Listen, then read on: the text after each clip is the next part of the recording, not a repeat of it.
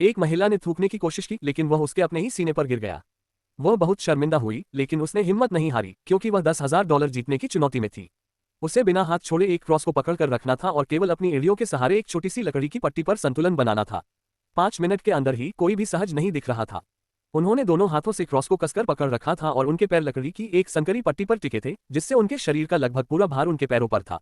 जैसे जैसे समय बीतता गया दर्द शरीर की हर नस में दौड़ने लगा। और ठीक तभी होस्ट मेजबान खाने की एक ट्रे लेकर आया। खाने की खुशबू ने सबका ध्यान भटका दिया।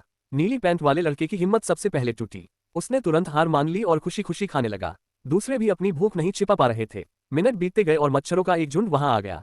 प्रतियोगी केवल अपने पैरों को इधर उधर घुमा पा रहे थे ताकि मच्छरों को भगा सके।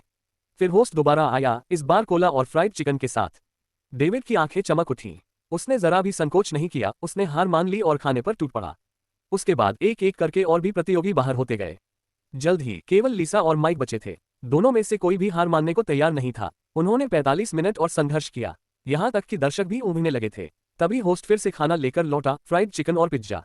लिसा ने उसकी खुशबू ली। वह अपने पैरों के चुभने वाले दर्द से लड़ रही थी और इस कश्मकश में थी कि आगे बढ़े या नहीं।